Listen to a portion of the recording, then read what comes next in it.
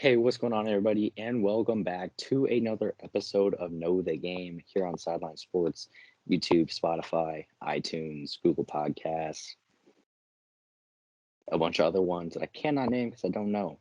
But welcome to episode number 12, Know the Game. This is a solo episode, as you can see if you're watching on YouTube. And if you're listening, you won't hear Gavin. He is not here. He did not want to record an episode today, from my understandings. So since we haven't done one in a week due to school and other stuff that me and him do throughout the week, I will be putting out this episode solo tonight. And yeah, it's just going to be me. So my voice is going to be going through a lot of stuff today. But, we haven't done an episode in a week. So there is definitely a lot of stuff to talk about in the world of sports. And we'll just go through the rundown real quick. In the NBA, we'll go over the Christmas Day games that got announced for the season. Kevin Garnett's jersey is going to get retired by the Celtics, as well as LeBron James getting 0 votes for best player in the game of basketball. So I'm going to ask the question, who is the best player in basketball? And give you my thoughts on who that is.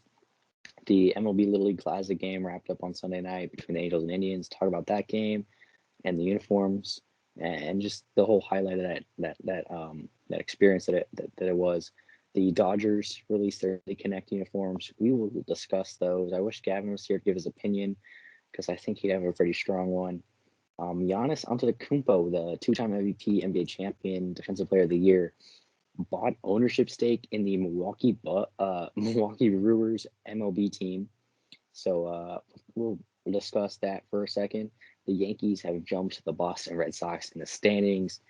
The Mets are 2-8 in their last 10.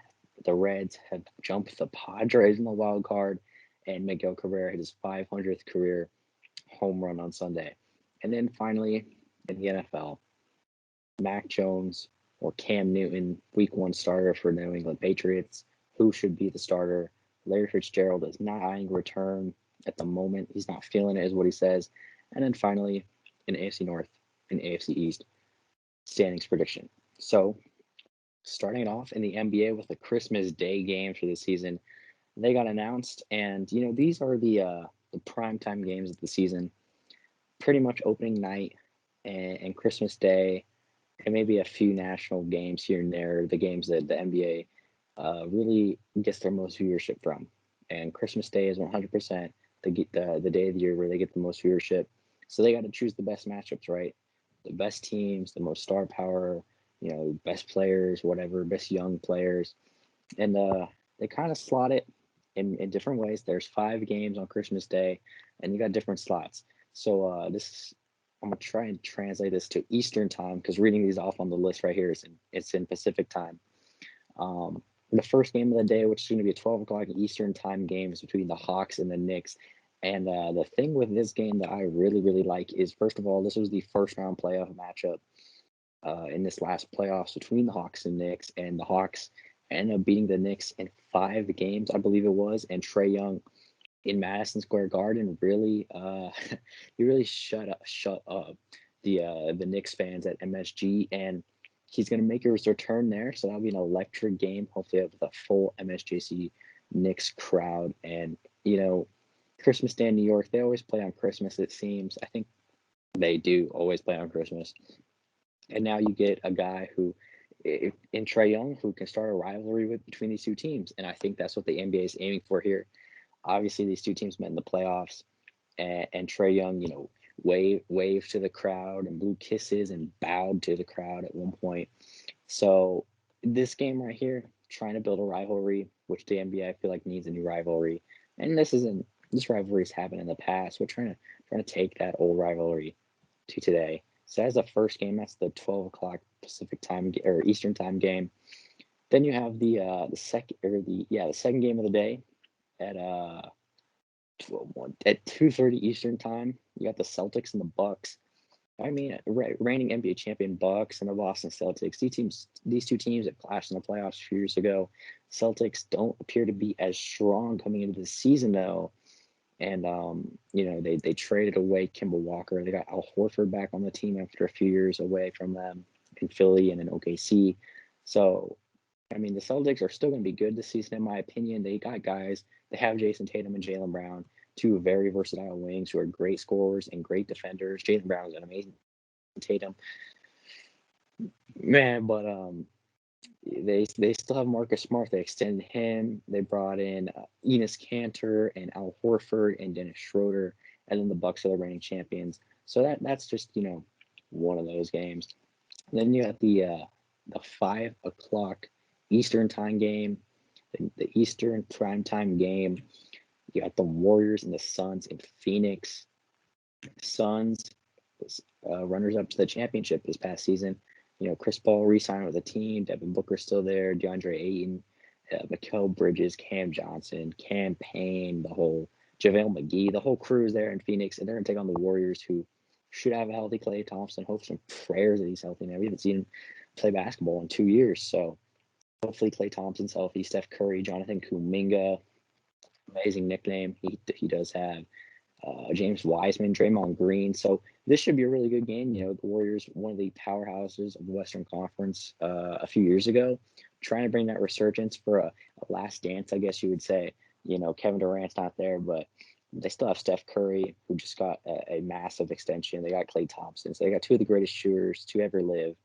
And the Suns are the young team in the Western Conference. Young team. They have Chris Paul, one of the oldest players in the league. But, they are a young team. And the runners up in the finals. So this is another. I think this is probably the best game so far on the slate. But I mean, nothing compares to this next one. Brooklyn Nets versus Los Angeles Lakers, 5 o'clock prime time, West Coast time, and it's in Los Angeles. You're gonna get LeBron, Russell Westbrook, Anthony Davis against James Harden, Kevin Durant, and Kyrie Irving in LA on Christmas Day. This is the game the NBA is going to make all their money and all their TV revenue from right here.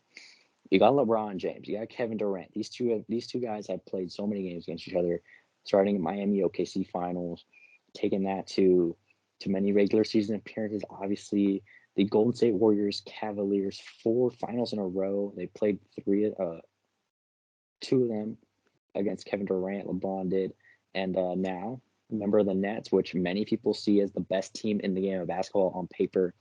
I definitely believe that is so. And then the Lakers, LeBron James, one of the greatest players of all time. Anthony Davis, probably the best power forward in the game of basketball. Depends on what you put Giannis as. If you put Giannis as a power forward, maybe AD is second best. But either way, Anthony Davis, one of the best players in the game of basketball. And then they just acquired Russell Westbrook. So adding Russell Westbrook to this team, the Nets obviously have Kyrie, James Harden. Every time I say that, Kyrie, James Harden, and Kevin Durant on the same team, taking the Lakers on. This is the game I'm going to be watching 100% on Christmas Day. And then finally, the last game of the night. I don't care. The late game for the West Coast, I don't think anyone cares about. It's Mavericks Jazz, Luka versus Mitchell. I mean, it's a good matchup. Luka Doncic and Donovan Mitchell. I saw that the Denver Nuggets players were mad, and this is another kind of side topic, but it still leads into this. The reigning MVP, Nikola Jokic, for the Denver Nuggets, does not get a Christmas Day game, and there's a lot of controversy around that. How does the MVP not get a game? Well, I'll tell you why. It's the Denver Nuggets. Okay, Denver Nuggets are not a team that's going to draw eyes to the casual fan. So if Jokic was playing, first of all, if Jokic was playing in this slot, I'm probably not watching it. I'm not even gonna lie. I'm a sports fan. I have a sports podcast, but that doesn't mean I'm gonna watch the 7:30 p.m. Pacific time game on Christmas Day when I'm either gonna be tired from Christmas, family's gonna be over, or whatever. Right? I'm not gonna watch this game. It might be on in the background, but I'm not sitting down watching it like I am Nets, Lakers, and possibly Warriors, Suns, and some of these other games. Right? But I do think Jokic deserves the national attention. He's the MVP. He had a phenomenal season last year, and the Nuggets are going to be one of the best teams in the Western Conference. I do think they deserved to possibly have a Christmas Day game. So moving on here, dude, my voice is like, or not even my voice. My voice feels fine. My throat feels fine. My mouth, dude. Oh man. Next up, Kevin Garnett, his uniform is getting retired this upcoming season by the Boston Celtics. And KG, spent from 2007 to 2008 season all the way up to 2013 season with the Boston Celtics, winning a championship along the way. He started off his career in Minnesota with the Timberwolves. He's a Hall of Famer, 15-time All-Star, 2008 champion. He is a 2004 MVP, 2003 All-Star MVP, defensive player, All-NBA player, 9-time All-NBA. I might add to that, 4-time rebounding champion. He's in the Hall of Fame. And, he had a very big, impactful part of the Boston Celtics finals run in 2008. 2000, was it 2007? No, 2008, yeah. 2008 against the Lakers, taking that team down. He in Minnesota, his career was wasted. And that's kind of what Minnesota has done to a lot of players in the past. They're kind of doing that right now. But not to slander the Timberwolves or anything. But Kevin Garnett requested out. He went to Boston, and now, or not now, but then he ended up winning a championship and having a pretty successful time with the Boston Celtics. Obviously, then ended up getting traded to the Brooklyn Nets in one of the most lopsided trades in NBA history. Him, Jason Terry, and Paul Pierce got traded to Brooklyn for, what was it, 4 first-round picks and pick swaps, which turned into like Jason Tatum, Jaylen Brown. I think it turned into Romeo Langford, and then one of those picks turned into the number 1 overall pick in the Markelle Fultz draft, which the Celtics traded back to 3 to get Jason Tatum. So, that worked out phenomenally. But yeah, Kevin Garnett is down, in my opinion, as a Celtics legend. He did not spend his whole career in Boston, obviously. He got Boston at 31, he left at 36. But he won a championship there, and he's probably, you could possibly put him on the Mount Rushmore of Boston Celtics. Maybe not. The Celtics are some of the greatest players of all time. If I was to build a Boston Celtics Mount Rushmore, I'm putting Bill Russell, Larry Bird, possibly Kevin McHale. I'm not putting Paul Pierce because I think Paul Pierce is highly overrated.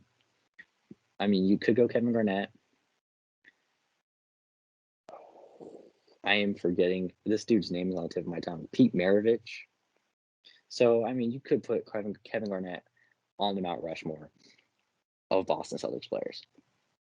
And then next thing, LeBron James. Recently, I think it was ESPN that did this. They had a poll of, I think it was coaches, executives, anonymously across the league, say who is the best player in the game of basketball. And surprisingly, LeBron James got 0 votes. And in case you didn't hear what I just said, LeBron James got 0 votes for best player in the game of basketball today. Kevin Durant, I think, got the most, and that's followed by Giannis and Kawhi, and Luka got a few. I think that's just crazy. Yes, I'm a Lakers fan, but I'm not some LeBron fanboy. I don't sit on my knees at the throne of LeBron James and defend him anytime someone brings him up. And I don't hate LeBron either. I'm just, LeBron is LeBron. He's one of the greatest players to ever play the game of basketball, and that's it. He sucks at acting. Space Jam. It's definitely not his best work, but his best work is on the court. And this brings up the question of who is the best player in the NBA. And Steph Curry got some votes too. I didn't mention that. Who is the best player in the NBA is definitely an interesting question. Where I think it's a few guys. I definitely think LeBron James is in that conversation. He's been the greatest player for this long of period, probably of all time. Right? He's made it to 10 straight finals at one point in his career. He's won 4 championships. He's been on the cover of Sports Illustrated at 16 years old. That doesn't factor in, but that just shows the greatness, right? And how long it's been. So LeBron. I will put Kevin Durant, who's the greatest scorer, probably one of the greatest scorers of all time. Probably the best pure current scorer we have in the NBA.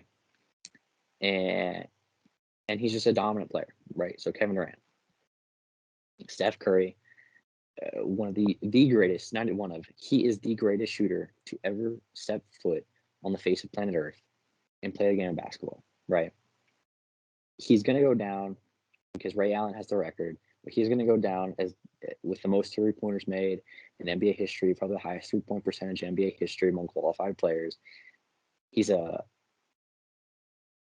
three-time champion, two-time MVP, is making like $500 billion the next 3 years, 5 years, I'm pretty sure. You know, that the seller's not exact, but he hits a bag. So I think it's those three, and then I think it's Giannis as the last guy. I think those are the four guys you can consider the best players in the game of basketball.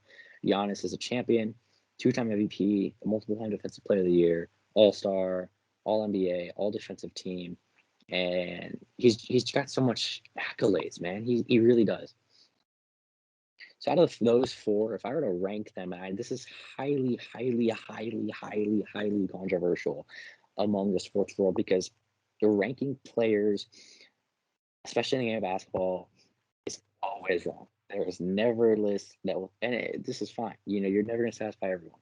But I'm going to rank those four players, and I think those are the top four players in the NBA. I know Kawhi. I know I left out Kawhi.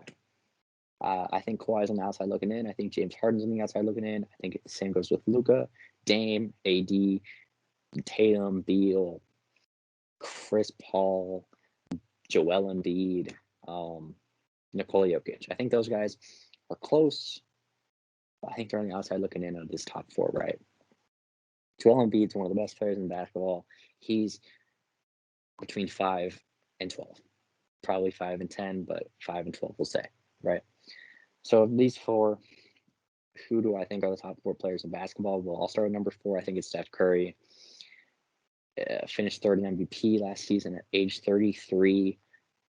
Like I said, 3-time champion, 2-time MVP, 1-time unanimous MVP, first time that's happened in NBA history. So Steph Curry, pure scorer, 3-point marksman. So he's the 4th best player in the game of basketball, in my humble opinion. Number 3. This is tough because I'm literally coming up with this on the fly. Number 3 for me is going to be LeBron. You know I just said that LeBron getting 0 votes for best player in the game of basketball is crazy. I stand by that. I think it's crazy. That doesn't mean saying I don't. I do think he's the best player in basketball, right? I think he should have got consideration. I think it's crazy that people are out here saying, "No, LeBron's not the best player in basketball or one of the best players in basketball." How? He's number 3, and I'm telling you, the top 3. You know, the top 4 is this close, right? The top 3 is this close. Coming in at number 2, I have Kevin Durant. Kevin Durant has been like the number 2 for so long. He's like he's the Robin, and that's not like a sidekick or anything. I mean, it is a sidekick. He's like the consistent number 2 best player in the world in so many people's opinions. So I have Kevin Durant number 2, and that leaves Giannis number 1. Recency bias, probably 100%, but recency bias is fine when the dude's a 2-time MVP back-to-back, a NBA champion. He probably could have won 3 straight MVPs, but you know, you usually don't win 3 straight MVPs because the narrative and the media want someone new. So, and he's a multi-time Defensive Player of the Year. He is probably the most dominant player inside since Shaquille O'Neal. So Giannis, in my opinion, is the best player in basketball. Moving on to Major League Baseball. The Little League Classic game between the Los Angeles Angels and the Cleveland Indians just wrapped up on Sunday night, and man, this was fun. This was cool. These two teams wear custom uniforms for the game. They were inspired by the Little League jerseys themselves. Angels said West, representing the West Coast. Indians said Great Lakes, representing the Great Lakes region. The game itself, Indians won 3-0, but you know, the Angels suck. So It's fun, but it's not fun, especially losing on national television, not scoring a run. However, this game's super cool. These MLB players, the Angels have Mike Trout, Ohtani, and so many great guys. The Indians have Jose Ramirez, the best hitter in baseball since 2017, statistically proven pretty much. They got Shane Bieber, Cy Young. They got Franmil Reyes, one of the hard-hitting home run players in the league. So it's just cool. This is like the fourth game they've had of this Little League Classic. It's just cool for these little leaguers to meet some other heroes. And if I was in their shoes, I would love this. To meet someone that you idolize in something that you do, something you're passionate about, is one of the best things you could ever ask for. If I were to meet an athlete or even a commentator, a sports commentator, it would be a dream come true. So I can see what these kids are doing, and it's just so fun. And Major League Baseball in these past few weeks with this game, the Field Dreams game, are pretty much winning, right? So next up, the Dodgers released their City Connect uniforms the other day. They debuted them this weekend, and they suck. They suck. All along, me and Gavin were talking about, dude, these Dodgers uniforms, what are they going to do? They're going to do like a powder blue. They're going to do like a normal blue. They're going to do pinstripes, Brooklyn, something black. Like, what are they going to do? Well, as you can see from the picture, they took their spring training uniform and put the word Los in front of it, and then put blue pants on. And they're the Los Dodgers. There's many issues. One, if you're going to put Los, why don't you change the Dodgers to Doyers and be the Los Doyers, right? That's what many people in the Hispanic community around Los Angeles call the Dodgers, whether it's that. I think it has stuff to do with the Hispanic accent they have. And that's just what they're recognized as a member by a majority of the Hispanic community, And they even said it in the advertisement representing your what's it called? Distributing these jerseys or whatever, these new uniforms, right? In the video, they had people say Los Doyers, right? So they should have put that on there. It would have made the jersey not feel like, oh, we just print on Los in front of our spring training jerseys. And they really, did not do a good job. And then the second thing is the hat, dude. The hat says Los Dodgers on it. That just has to be one of the ugliest hats I've ever seen, besides a New Era hat that New Era makes that just suck, This is an MLB team hat. Why can't you do the L that's on the Los in that cursive font, or a D, or some cool LA, or you just put the words Los Dodgers. I think that uniform sucks, and I know Gavin agrees with me pretty much 100%. Next up, the New York Yankees are on a hot streak, and they jumped the Boston Red Sox in the standings. The Yankees are 72-52, 9-1 of their last 10. They are the second hottest team, pretty much in baseball, next to like the Dodgers and stuff. And they overcame the Red Sox for second place, and they now hold a 2.5 game lead on that first wildcard spot in the American League. And there's a tie right now between the Red Sox and A's for that second wildcard spot. So if the season were to end today, we'd have 2 wildcard games in the American League. Red Sox A's first to decide who plays the Yankees. Then that game decides who plays the other division team. So this is crazy. The Yankees a few months ago, before the trade deadline, appeared to be like, yo, should we sell? That's what people were talking about. Should the Yankees be sellers? And they said, no, we're the Yankees. We don't freaking sell. Are you kidding me? We don't sell. We're in New York. We're not the Mets. So we come out here and we get Joey Gallo and we get Anthony Rizzo and we get Luka Voigt back and we get some solid quality starts out of our pitchers and we hit the crap out of the baseball. We're going to freaking win. And that's why they're 9-1 their last 10. And in my opinion, I think they're going to make the playoffs now. I don't think the Red Sox are making the playoffs. I know they have this wild card. I think the A's are going to take it. I think the Red Sox are going to continue on this streak that they're on. I know that the A's are 3-7 in the last 10. Red Sox 5-5. I just don't see the Red Sox competing. I would love to see Yankees Red Sox wild card. I think that'd be electric. I just don't see it happening. And then the other wild card thing I want to talk about is in the National League. It's been the talk for a few weeks now. Are the Reds going to jump the Padres in the standings and for the second wild card spot? Well, guess what? It happened. Padres in their last 10 games are 2-8. They lost again on Sunday. They're 68 and 58. Third place in the NL West, and now they're one game back of wild card spot. And if the season were to end today, it's the Dodgers Reds wild card game in Los Angeles. And I mean, this is just not what people want. This is not what people were expecting to have happen. Everybody was saying this pretty much the whole season. And once the Giants really became serious, it became clear. 3 teams from the NL West are probably going to make the playoffs. And then the Reds took a fall. All the teams in the Central took a fall. And it became Padres, Dodgers locked for that wild card. The Reds came back into it, and now they hold the wild card. If the Padres want to make the playoffs, they got to get it together. Their pitching's been atrocious, and offensively, they need to pick it up. The Reds are playing amazing baseball. Joey Votto is looking like an MVP at 37.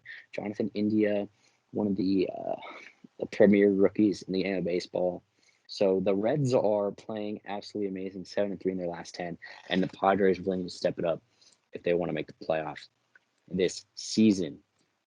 But finally, well, 2 more things. One, the Mets are 2-8 in their last 10. They have probably the roughest set of schedule in the game of baseball. They have played. It started out Giants, Dodgers. No. Dodgers. Well, in their last few series, right? These last 4 series. I don't know why I'm blanking on this or forgetting. They have only played 2 teams. They played the Dodgers and Giants in 2 separate series. They played the Giants on the road, the Dodgers at home. Dodgers on the road, the Giants at home. So they've really flip-flopped. And yeah, okay, I remember the schedule now. They played the Dodgers, they got swept. Went to San Francisco, won a single game in that series. Went down to Los Angeles this past weekend, and let me just check. I'm pretty sure they got swept. No, they won the final game of the series to avoid being swept. And then now they head back home to New York, and then on Tuesday they play San Francisco Giants again. So they have the roughest set of schedule in the game of baseball. They're playing probably the 2 best teams in the game, and they're 2-8. I mean, they have been horrible in their last 10 games. They're missing key pitching. Their offense isn't doing much. They get Javier Baez back, and they're getting Lindor back on Tuesday. Maybe that could help them. The Mets have really fallen off a cliff, man. So, next up, Miguel Cabrera has his 500th career home run on Sunday against the Toronto Blue Jays. He's the 28th member of the 500 career home run club. So, I mean, Miguel Cabrera is such an amazing player. He's kind of like the same with Albert Pujols, one of the greatest hitters of all time. And people today just won't be able to understand that how great he was, because recently he has just not been good. Since 2017, he's been bad. He's hit 16 bombs, 3 bombs, 12, 10, 13. But earlier in his career, he hit 44, 37. He's won a Triple Crown, 2-time MVP, a amazing 11-time All-Star, Triple Crown, World Series champion in 03, 7-time Silver Slugger. So, but Miguel Cabrera, his 500 career home runs today, got the recognition he deserves. And it's just so great to see a legend that's been in the game for so long could get that milestone and cement himself in the Hall of Fame, which has been cemented for a while, but just another thing to add to his legacy. And finally, we'll talk about some NFL real quick. Mac Jones or Cam Newton for Week 1 against the Patriots. Who will be the starter? This is a tough question. I mean, Mac Jones has really shown out in preseason, in a sense. His reads, his understanding of the offense, the plays he's been making downfield on deep passes have been way better than Cam Newton.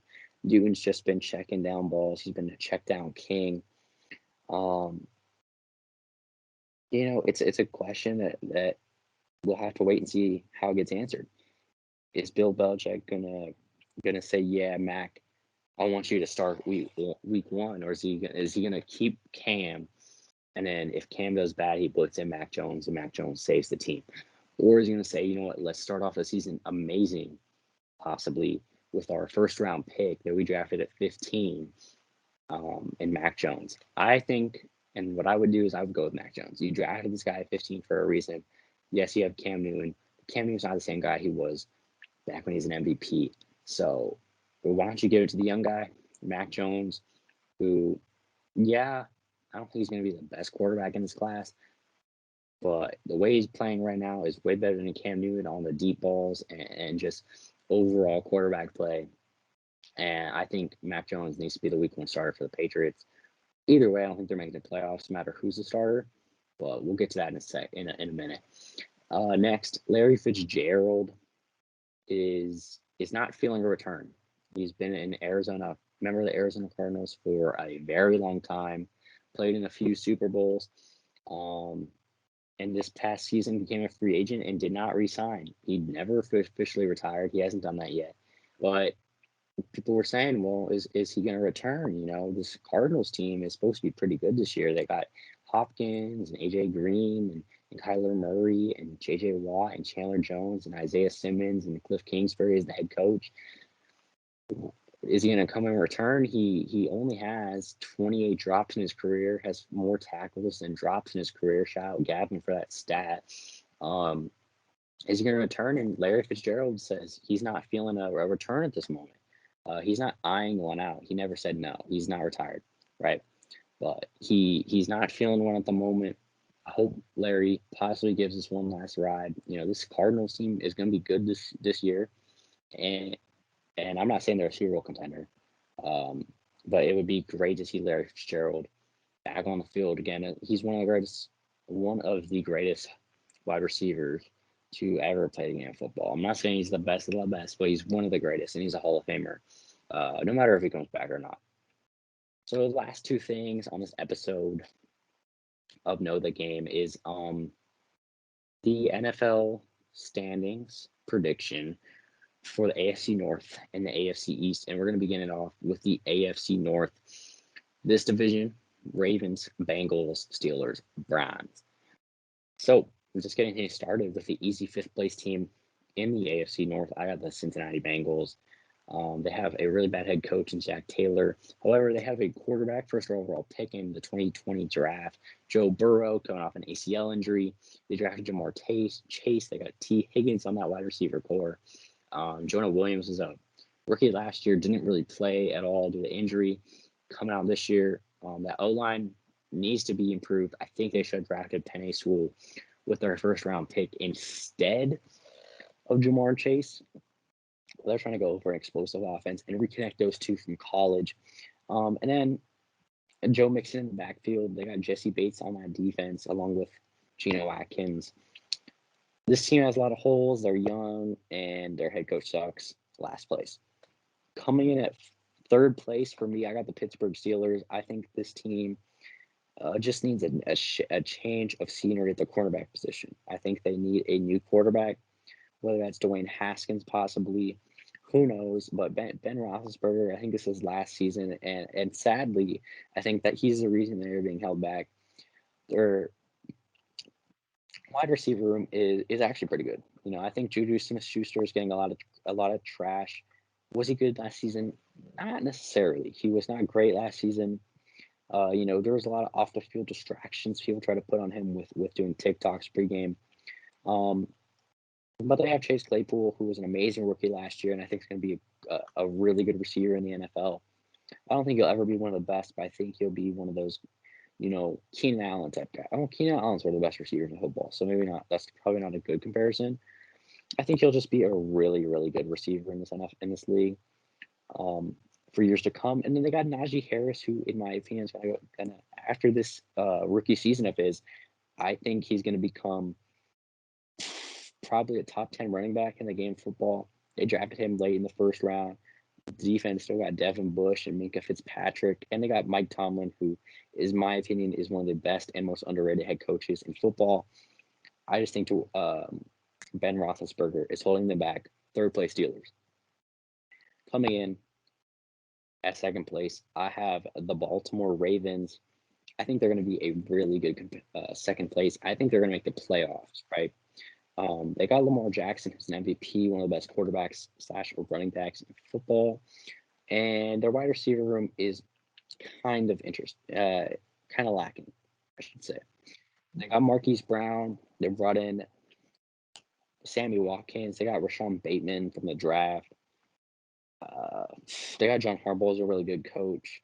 I just think the Browns are better. I have the Browns in first place, but sticking with the Ravens, I think they're going to be a really good team. You know, they have made the playoff. They have made playoff success. You know, under Lamar Jackson, they made the playoffs. They didn't win his first few times in the postseason. Last year, they beat the Titans, and I think this year they'll make the playoffs. Lamar Jackson will have another great season. So second place, Baltimore Ravens. Coming in at first place, I have the Cleveland Browns, which if you were to say this 3 years ago, the Cleveland Browns would be considered would be predicted to be the first place team in their division and a legitimate Super Bowl contender, in my opinion. And that's just not my opinion. That's like national media opinion that the Browns are a contender. You know, they would have said you're crazy because the Browns went 0-16 a few years ago, went 1-15 the year before that. I've been the laughing stock of football for my whole life, right? And now they're a legit contender. They got Myles Garrett, Denzel Ward. They brought in Jadeveon Clowney. They got Austin Hooper on that offense. They got Baker Mayfield, Jarvis Landry, Odell Beckham Jr., Kareem Hunt, Nick Chubb. That offense is amazing. Kevin Stefanski as the head coach. So this Cleveland Brown team is going to be really freaking good. I think Baker Mayfield's going to have another tremendous season under the helm of the quarterback position for the Browns team.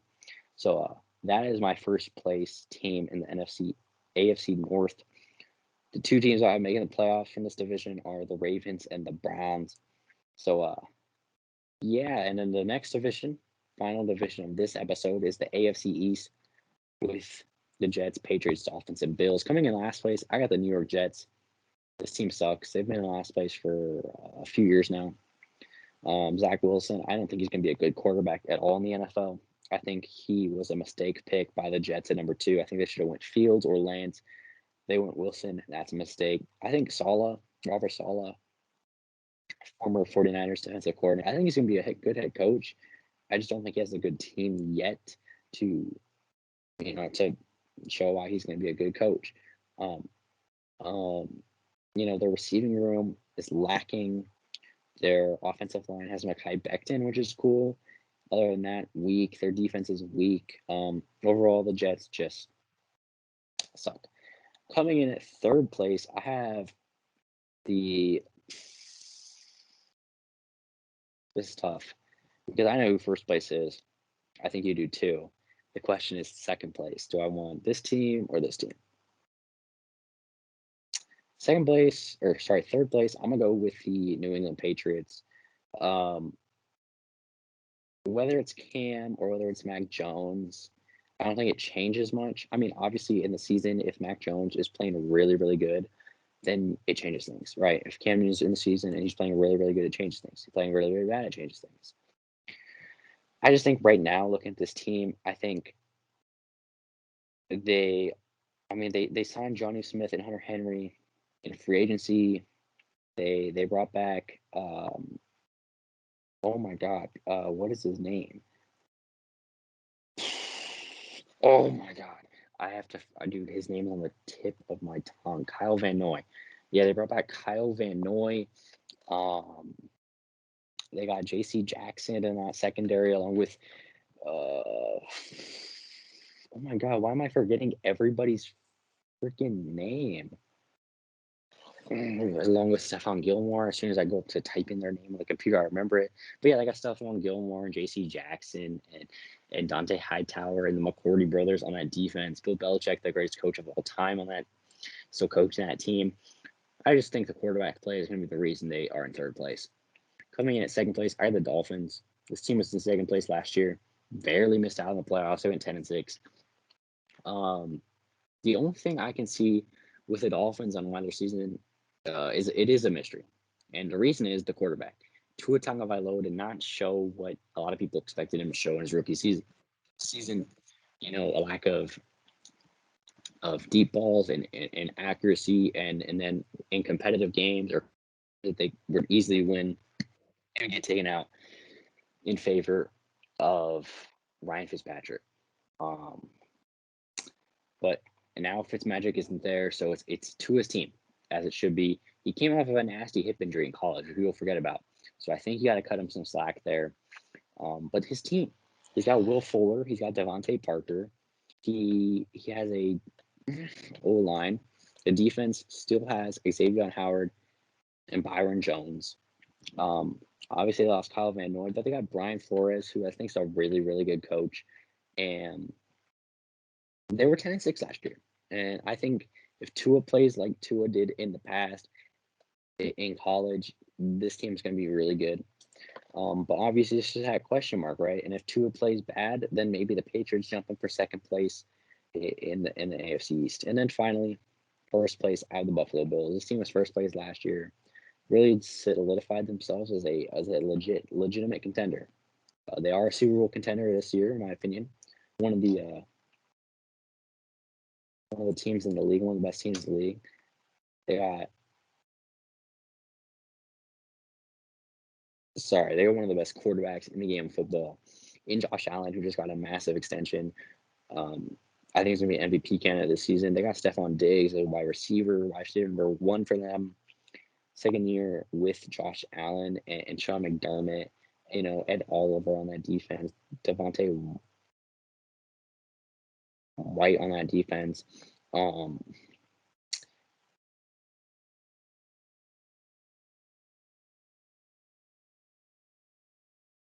Sorry, there's just this really weird noise. Devin Singletary on the offense. Sorry for these pauses. There's just really, really weird noise going on. And I haven't heard this noise in a really, really long time. Like a really long time. When I used to hear this noise, it used to, freak me out. So just hearing that noise again, I'm not liking it. It's just like a noise. But yeah, I got the Buffalo Bills in first place. So those are the two, divisional predictions that we have. That I have on the solo episode. We only have 3 divisions left: AFC South, NFC North, and NFC South. One of them is the worst division of football. The other 2, I think, are pretty clear cut number ones, and the rest is kind of just fill in the blank. But yeah, real quick, let me just go over who I think are legitimate Super Bowl contenders. I'll go division by division and say if there's any. NFC East, there's no Super Bowl contenders. The football team, Washington, would be one if they had a quarterback that wasn't Ryan Fitzpatrick, and that's no shot at him. But if they had a legit top 10 quarterback, I think they're a Super Bowl contender with that defense. NFC North, Green Bay Packers, Aaron Rodgers, Devontae Adams, that's a Super Bowl team right there. And NFC South, Tampa Bay, reigning champions, Tom Brady, greatest quarterback of all time, seven rings. I mean, how are they not? NFC West, I'm going Rams, Niners as the 2 contenders, 2 teams with amazing defenses and really good offenses. AFC West, I got the Chiefs and Chargers with a question mark and asterisk because I don't know. The Chargers, they stay healthy, yes. Chiefs, 1,000%. And at AFC South, I think the Titans' offense is really, really good. Defense lacks. And with the Colts, it's a Carson Wentz question mark because the Colts have a championship-built defense. So I'm going to say there's no championship contenders there. In the AFC North, I'm going Ravens and Browns. Both of these teams have amazing elite quarterback play, great defenses, and pretty good head coaches. And then AFC East is the Bills. So I think the Super Bowl contenders around the league are the Packers, Saints, Rams, Niners, Chiefs, Chargers, Browns, Ravens, Bills. Let me just check if there's anything else that I had written down to talk about in this solo episode of the game. or my throat is killing me, and I notice how fast I was talking at certain points. Dude, this is why I do the podcast with someone else, because it gives me a time to break and not just sit here quietly, and awkwardly. I can sit here quietly and awkwardly and let Gavin, or the co-host, which is always Gavin, take some of the work. The other thing I had down was the college football rankings. I mean, it's not really a surprise. The rankings, Alabama is number 1 in both the coaches and the AP poll. Clemson's number 2 in the coaches. Oklahoma and Ohio State are 3 and 4 in the coaches. I mean, the top 4 are the same in both. There's like no surprises anywhere. UFC's ranked 15 and 14 on respective polls. Coastal Carolina's up here. Wow. But yeah, I mean, college football, it's really going to be the college football playoff this year is going to be one of these 5 teams: Alabama, Oklahoma, Clemson, Ohio State, Georgia. Maybe Texas A&M gets in there, but I mean, it's really the same teams all the time, which is why college football is fun to watch. But when it comes down to rankings and postseason and college football playoff, you already know what teams are going to be there. It's the same 4 or 5, maybe 6 teams in the mix. But yeah, that's going to do it. This solo episode of Know the Game. My throat's killing me. And it's a school night, so I gotta get going to bed. And after I edit this video, which I'm gonna grind and hit this video super fast, hopefully. But yeah, this is gonna do it for the solo episode of Know the Game. Yeah, man. Thank you so much for tuning in. Check out the podcast. If you're watching it on YouTube, check it out on Spotify and iTunes. If you are going if you're going to work, or you're going to school, or you're at school, or you're have free time and you don't feel like watching, well then tune into it on iTunes or Spotify. Yeah, that's gonna do it for this episode of Know the Game on Sideline Sports. Solo episode number 12. I will see you guys next time.